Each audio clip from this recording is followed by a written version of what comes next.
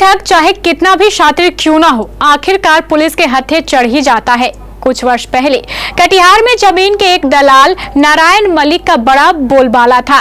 वह करोड़ों की जमीन की खरीद बिक्री करता था और किराया भी करता था। नारायण मलिक अपनी पत्नी बीना मलिक के साथ मिलकर इस काम को अंजाम दिया करता था। हम आपको बता दें कि नारायण मलिक कटिहार के लोहिया नगर में रहता था और वहां इसका एक शानदार मकान था।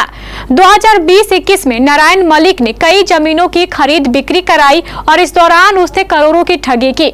जमीन के खरीदारों से पैसे तो ले लिए, लेकिन जमीन बेचने वाले को ठेंगा दिखा दिया। जब करोड़ों इकट्ठा हो गए तो दोनों परिवार सहित घर से फरार हो गए। आखिरकार पुलिस इन दोनों की तलाश में लगातार जुटी थी।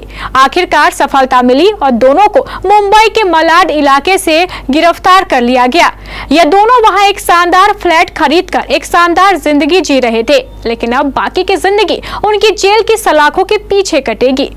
नारायण मलिक और उनकी पत्नी अदिति मलिक, ये दो लोग 2021 से 2023 तक एक्टिव थे। ये लोग क्या करते थे कि लोगों को ज़मीन दिलाने के नाम पर ज़मीन मालिक से एग्रीमेंट करवाते थे और बहुत मोटी रकम ले लेते थे। बाद में ये जब बहुत सारी रकम करोड़ों में लोगों की ले ली है तो उसके बाद कटिहार से ये लोग फरार हो गए। इनके खिलाफ नगर, सहायक, मुफस्सिल एवं कटिहार के अन्य जिलों में दर्जनों कांड दर्ज किए गए और करोड़ों रुपए की इन लोगों ने ठगी करके ये लोग विलुप्त हो गए पूरे कटिहार से। हमारी टीम लगातार लगी रही और टेक्निकली हम लोगों इनको खोजने में लगे रहे, लेकिन चूंकि पूरा परिवार ही यहाँ से गायब हो गया था तो बड़ी मुश्किल आ रही थी। कुछ इनपुट्स हम लोगों को मिले, टेक्निकल इनपुट्स मिले, जिसके आधार पे इनको मुंबई के मलाड ईस्ट से हम लोगों ने गिरफ्तार किया। इन लोगों ने अपना जुर्म कबूल किया और फिर वहाँ से हम लोग ट्रांजिट रिमांड पे इनको ले आए हैं और उससे पूछताछ करने के बाद इनको न्यायिक परीक्षा में भेजा जाएगा। कैसे इनका मोडस ऑपरेंडी ये था कि ये पहले जमीन मालिक और जो जमीन खरीदना चाहता है उन दोनों को मिलाने के नाम पे जमीन मालिक से क्या एग्रीमेंट करते थे कि मैं जमीन आपकी बिकवा दूंगा, और फिर जो लोग खरीदना चाहते थे उनसे एग्रीमेंट करते थे कि आपको इतनी कट्ठे में जमीन दिलवा दूंगा। लेकिन जो वो पैसे लेते थे एग्रीमेंट जमीन दिलाने के नाम पे, जो इनिशियल अमाउंट लेते थे, वो कभी भी जमीन मालिक को लोग दिए नहीं। धीमे धीमे इस तरह से करते करते 2 साल के अंदर इन्होंने काफ़ी रकम इकट्ठा कर ली। जब ज़्यादा रकम इनके पास हो गई तो ये लोग यहाँ से गायब हो गए।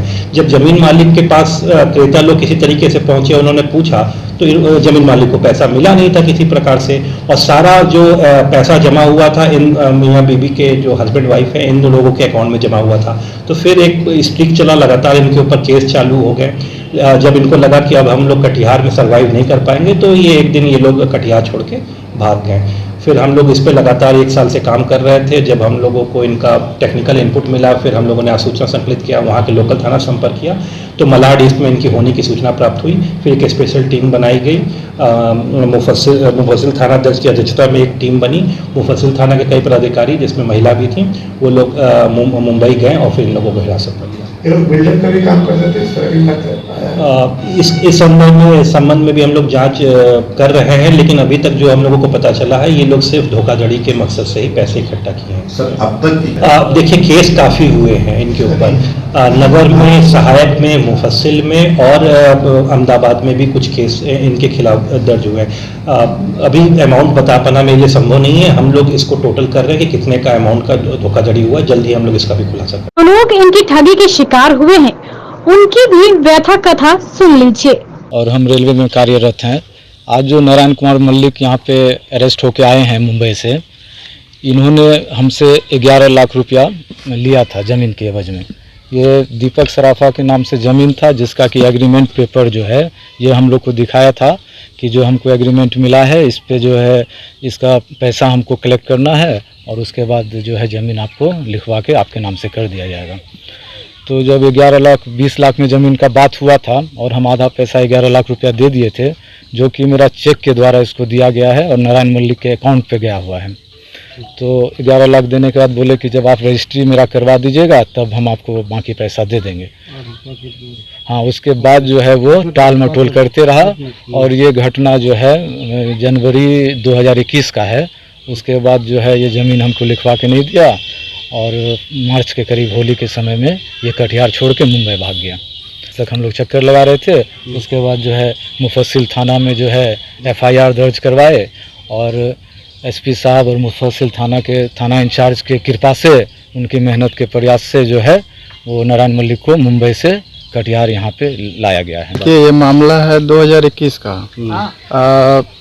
जिस तरह से हमारे बड़े भाई साहब अभी जो बोले श्री चंदन यादव जी, तो सेम कहानी हमारे साथ भी है। ठीक है, तो 1.25 कट्ठा ज़मीन की बात हुई थी, तो पूरा 1.25 कट्ठा जो है 9 लाख में फाइनल हुआ था हमसे।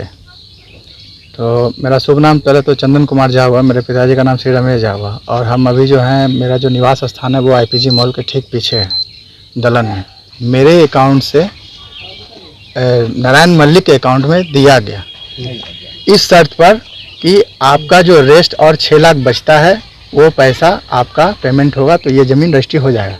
लेकिन जब मैं पैसा लेके रेडी हुआ उस ज़मीन को रजिस्ट्री कराने के लिए, तो उसके बाद इनका टाल मटोल शुरू हुआ। तो आजकल करते करते इन्होंने क्या क्या एक लंबा समय जो है हमारा निकाल दिया, और उसके बाद हमें कुछ दिनों के बाद पता चलता है कि ये जो है कटिहार से चले गए हैं।